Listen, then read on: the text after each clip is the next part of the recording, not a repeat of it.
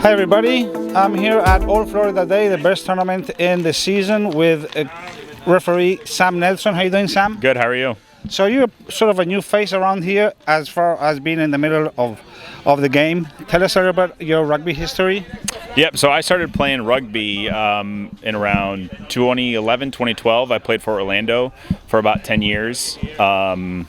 And I stopped playing for a couple years, just time to get rested up and relaxed, stay with the family. And then just last year I picked up the whistle. What position did you play? So I basically played anywhere in the backs. My favorite position was 12. That's where I really like to play. It was 12 or 15. So you're very new to refereeing. What made you pick up the whistle? What happened? Well, I'm new to rugby refereeing. I did referee soccer for many years, for about 10 years. Oh, so you're abuse-proof. Yep. If you come from soccer, exactly. Rugby is beautiful. Yep, I get. Very nice. I'm used to. Well, there's a lot different abuse in soccer, that's for sure. So I'm used to some form of abuse. But I'm comfortable with the whistle, and so I decided, hey, I stopped playing. I love rugby, and I still want to be involved. And refereeing was the opportunity to take up. Did anybody push you to do it, or you sort of decided on your own? No, I just decided on my own. So it was ready for right time for me. How has the experience been in these? Because you said last year you started, so this is your second year. Yep. So with my experience with soccer refereeing, obviously positioning on the field is a little bit different. So that's where I need to get comfortable, and that's what I've been working on for the last year. Is the positioning. It's very weird coming from a player perspective and seeing where you line up and running your lines. It's a different world, right? Yep. It's a different world. To now getting out of the way. Every player thinks he can be a better referee than the one doing that. Exactly. Right. Exactly. So just because you know the laws, or just because they don't most of the time. Exactly.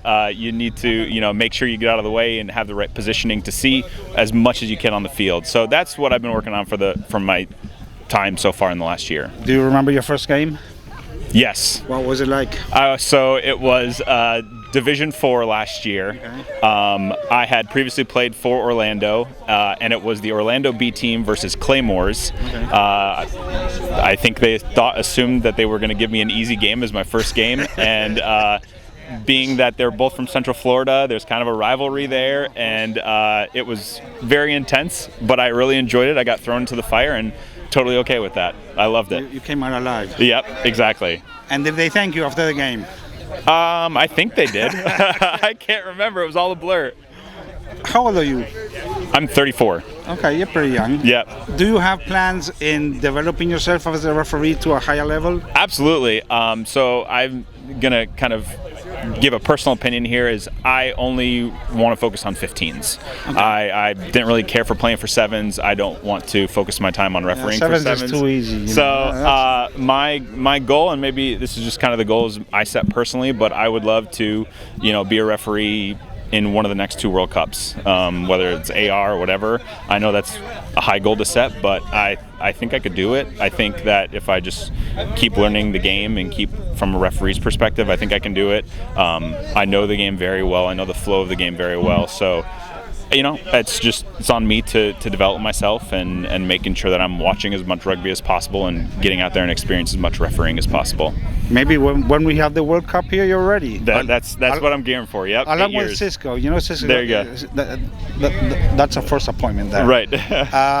So, I know you did the final at the Battleship tournament. Mm-hmm. So that's a pretty big step, right? In such a short time. How was that game? Was it sort of different? Different? No. I was really honored to do it. I was really excited to do it. Didn't really have any nerves for it at all, just because it was just another game to referee. And I had refereed both teams already within the tournament. It was Atlanta Renegades versus Baton Rouge. Both teams played really well throughout the tournament, so it was really nice kind of watching them. I think that's a great kind of understanding from I think that's a kind of a great perspective to have from a referee, is to just enjoy the game. Enjoy the game that's being played and watching the game. So I think that was a really good experience, just watching the great play that I was seeing, and just making sure everything was safe and people were disciplined. So it was just a great experience. It went into extra time, so I got an extra awesome. I got an extra 10 minutes of experience. And do you have any mentor here in Florida who's Who's behind you? Well, I mean, everyone is. Roy is behind me. Scott Johnson's behind me. Randall Johnson, excuse me. I think he was my referee coach twice last year, and it was great hearing from him. That's very important. Yep, exactly. Pancho, I just met at Battleship. Screw Pancho. Yeah, well, I mean, I'm gonna suck up to him a little bit, right? He was really helpful. So just hearing all the different voices, and just like with players, having different perspectives, I think just getting as many coaches' perspectives as possible, as everyone does something differently. What would you say to a young guy to pick up the referee? Why would he do that? What would be your coming with our experience in America with rugby, what I would say first is you need to play the game first.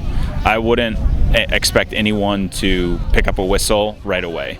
They need to go play for 3 to 5 years, go watch as much rugby as possible at a professional and an amateur level, and then once they're comfortable with the game, I would say anyone can pick up the whistle.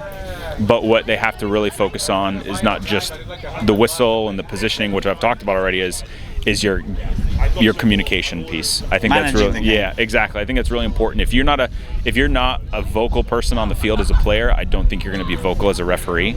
So that is establish that, experience that first as a player, and then take that experience into. You have different reasons to be vocal as a player, I guess. Yep, exactly.